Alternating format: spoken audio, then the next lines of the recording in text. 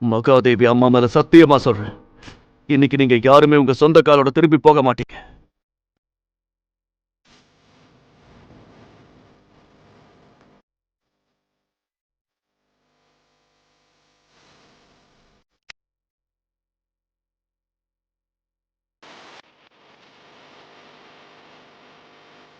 பவுன்சர்களை ஒரே நேரத்தில் அடித்து வீழ்த்துவது ஒன்றும் விளையாட்டு அல்ல.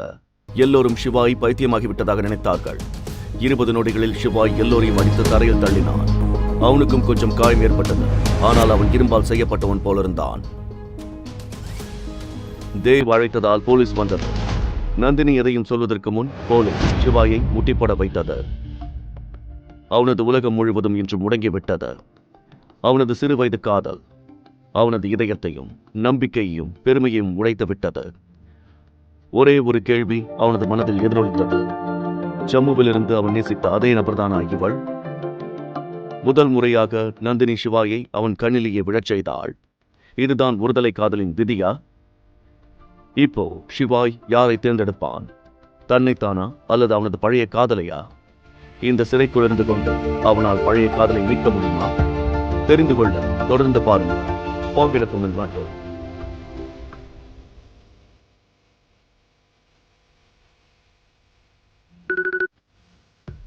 மறுபக்கம் நந்தினி நள்ளிரவில் தன் வீட்டை அடைந்து ரேகாவிடம் கோபமாக கத்தத் தொடங்கினாள்.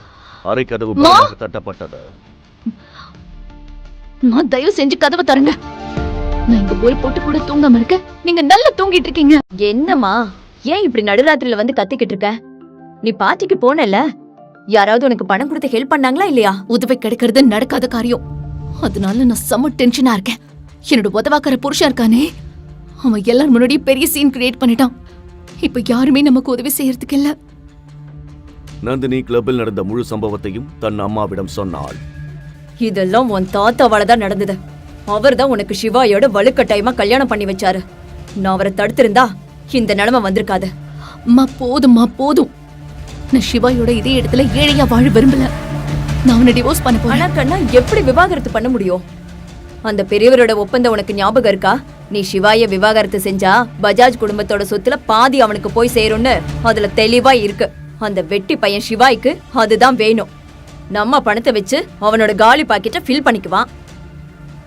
இல்லம்மா, இதுதான் சரியான நேரம். நான் என்ன பண்றேன்னு எனக்கு தெரியும். எல்லாத்தையும் நான் பாத்துக்கிறேன். இதை சொல்லிவிட்டு நந்தினி ரொம்ப தந்திரமான பார்வையுடன் இருந்தாள். அவள் கோபப்பட்டாள். சிவாய் தன் காதல் மற்றும் தன் தன்மானம் பற்றி கவலைப்படவில்லை. அவன் இரண்டிற்கும் இடையில் தவித்துக் கொண்டிருந்தான். 12 வருஷங்களுக்கு முன்னால் நடந்த சம்பவம் அவனது மனதில் இன்னும் இருந்தது. அது திரும்ப திரும்ப அவனது மனதில் ஓடிக்கொண்டிருந்தது. நந்தினி அவனது சிறுவயது காதலியாக இருக்க முடியாது. அவள் கொடூர குணம் கொண்டவளாக இருந்தாள். நேற்றிரவு கொடுத்த வாக்குறுதியை எப்படி மறந்தாள்? இதை பற்றி யோசிக்கையில் அந்த சிறுவயது பெண்ணின் அப்பாவியான முகம், அழகான ஆழமான கண்கள், இனிமையான குரல் போன்றவை சிவாயின் கண்களுக்கு முன்னால் ஒவ்வொன்றாக வரத் தொடங்கின.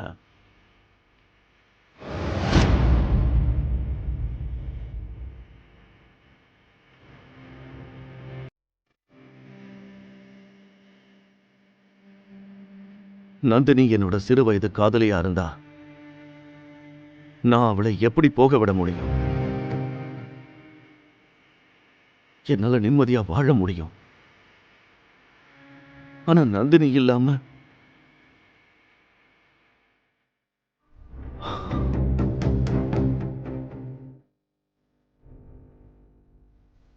அடுத்த நாள் காலையில் நந்தினி சீக்கிரமாக எழுந்து தயாரானாள். இந்த பயனற்ற திருமணத்திலிருந்து விடுபட ஒரு வாய்ப்பு கிடைத்ததால் இன்று அவள் மகிழ்ச்சியாக இருந்தாள். இன்னைக்கு அவனை பெயில் எடுப்பேன்னு ரொம்ப சந்தோஷமா இருப்பான். ஆனா நான் அவனை இப்போ பெயில் எடுக்க போறதில்ல. என்னோட டிவோர்ஸ் விஷயமா லாயரை பார்க்க போறேன். அவனோட பெயிலுக்காக இல்ல. I'm so happy. நந்தினி கீழே வந்தாள். அவளது நண்பன் யாஷ் அங்கு ஏற்கனவே டீ குடித்துக் கொண்டு அமர்ந்திருந்தான். யாஷ் நந்தினியின் பள்ளி நண்பன். பள்ளி நாட்களிலிருந்து அவளுக்கு அவன் மேல் ஒரு கிரஷ் இருந்தது. ரேகா மூலமாக விவாகரத்து பற்றி தெரிந்து கொண்டு நந்தினியை சந்திக்க வந்திருந்தான். அட யாஷ் தம்பி, இத்தனை நாள் கழிச்சு வந்திருக்க?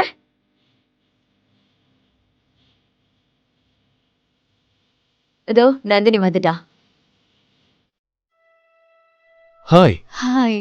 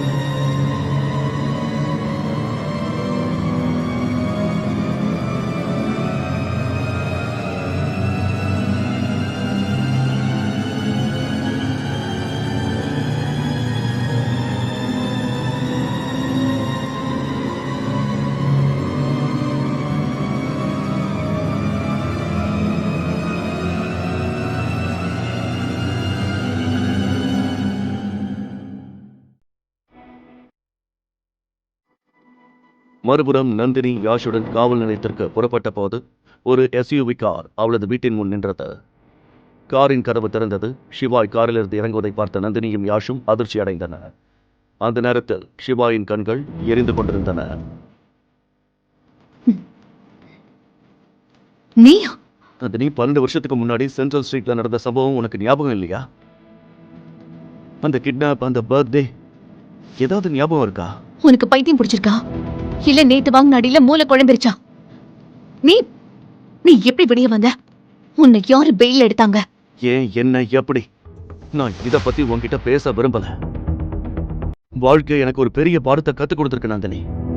நீ நேத்து என்ன அப்படி அவமானப்படுத்திருக்கலனா, நீ மிஸ்பிஹேவ் பண்ணாம இருந்தா ஒருவேளை நான் என்னையே மதிக்க கத்துக்கிட்டு இருக்க மாட்டேன். இல்ல உனக்கு மூளை ஏதாவது குழம்பிடுச்சா? இன்னைக்கு நீ இப்படி இருக்கிறதுக்கு காரணம் நீதான். உன்னாலதான் எல்லாமே நடந்தது, நான் கிடையாது. உன்னை ஜெயில இருந்து வெளியே கொண்டு வந்து உனக்கு ஹெல்ப் பண்ணலான்னு நினைச்சேன் பாரு. Stupid.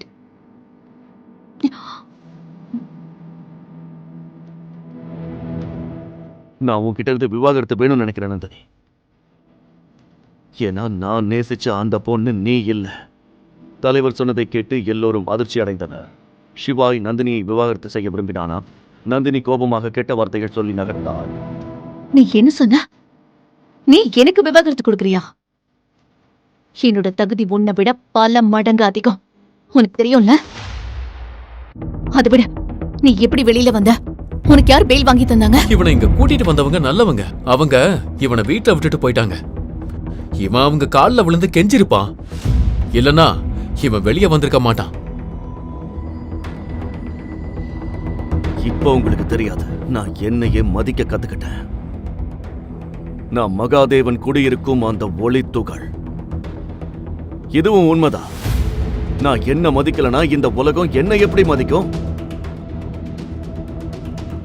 என் ஒவ்வொரு மூச்சும் என் வழிபாடு, ஒவ்வொரு அடியும் ஒரு உதாரணம். இனி நீ பார்த்துக்கிட்டே இரு. இது ரொம்ப சுவாரஸ்யமா இருக்க போகுது. நீ யார் இப்ப இதெல்லாம் சொல்லிட்டு இருக்கிறதுக்கு? இந்த மொத்த ஊருக்கும் தெரியும் நீ என்ன வேலை செஞ்சுட்டு இருக்கன்னு. பெரிய இவன் மாதிரி எனக்கு லெக்சர் கொடுக்க வந்துட்டான். ஆமா, நான் என்னோட மரியாதையை இழந்தேன். உனக்கு முன்னாடி, உன் குடும்பத்துக்கு முன்னாடி, ஏன் இந்த முழு நகரத்துக்கும் முன்னாடி. அது ஏன் தப்புதான். ஆனா நீ என் காதல பார்க்கல நந்தினி. உனக்காக நான் செஞ்ச சின்ன சின்ன முயற்சிகள் எதையும் நீ பார்க்கல. நீ என்ன நினைச்சிட்டு இருக்க நந்தினி?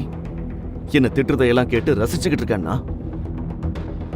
நான் உன்னை மட்டும்தான் உண்மையா நேசிச்சேன். ஆனா நீ அதை புரிஞ்சுக்கவே இல்லை. உன்னோட அம்மா உனக்கு காட்டினதையும் இந்த நகரம் உனக்கு காட்டினதையும் மட்டும்தான் நீ பார்த்த. என்னோட காதலை உன்னால எப்பவுமே புரிஞ்சுக்க முடியல நந்தினி, எப்பவுமே. ஆனா மகாதேவ் மேல சத்தியம், இனி என் கண்ணு முன்னாடியே நான் அவமானப்பட விரும்பல. சிவாய் சிறையில் இருந்த ஒரு நாளில் மிகவும் மன உளைச்சல் அடைந்தான். அவன் உடலை விட அவனது ஆன்மாவில் பலி அதிகமாக இருந்தது. ஆனால் அந்த வெட்கமில்லாத மக்கள் அவனது நிலைமையை பற்றி யோசிக்கவில்லை. நான் உன்னோட காதலை எப்பவுமே விரும்பல. முதல் நாள்ல இருந்தே நான் உன்னை வெறுத்துட்டு தான் இருந்தேன். என் தாத்தா உன்கிட்ட என்ன பார்த்தாருன்னு தெரியல. அவர் ஃபோர்ஸ் பண்ணதுனாலதான் உன்னை நான் கல்யாணம் பண்ணிக்கிட்டேன். இப்ப நீ என்ன சொன்ன?